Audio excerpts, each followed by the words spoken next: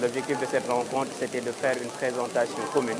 de l'ensemble des projets et programmes qui sont financés par l'Union européenne.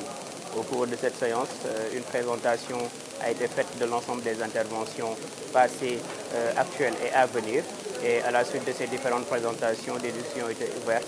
Donc avec l'ensemble des acteurs, l'ensemble des parties prenantes, les collectivités territoriales, les populations et l'ensemble des bénéficiaires de ces interventions-là. Donc pour un peu recueillir leurs sentiments par rapport à ces interventions, leur impact dans le développement économique et social de la région de Kédougou, mais aussi et surtout de recueillir les différentes réactions qui viendraient un peu amender positivement ces projets pour qu'ils puissent avoir plus d'impact dans la région de Kédougou. À la suite de ces échanges, des recommandations ont été formulées allant dans le sens de la prise en compte de certains impératifs d'équité territoriale, de prendre en compte également la nécessité d'avoir une synergie d'action pour des impacts beaucoup plus significatifs et de voir comment prioriser les interventions suivant les besoins de la région de Kédougou. Le développement, on le sait, est un ensemble et qui ne peut être envisagé de façon à vase close. Il s'agit d'une responsabilité première de l'État du Sénégal qui mène des actions en ce sens, des collectivités territoriales dans le cadre de leurs compétences qui leur ont été transférées, des autorités administratives, des autorités locales, mais aussi et surtout des partenaires au développement. Donc l'idée c'était de voir dans une synergie d'action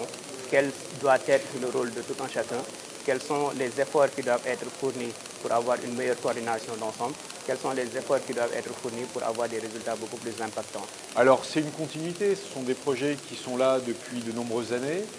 des projets qui sont ajustés, des projets qui sont augmentés, notamment par des domaines chers à certains de nos États membres, comme l'Allemagne, qui est très active dans la région sur les domaines de formation professionnelle. Donc le focus pour nous, c'est la formation professionnelle, c'est l'emploi des jeunes,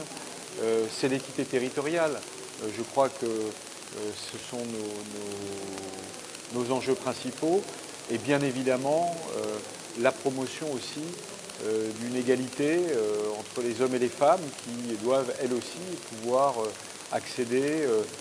à des statuts d'entrepreneurs parce qu'elles sont aussi un des facteurs de résilience très importants dans ces territoires.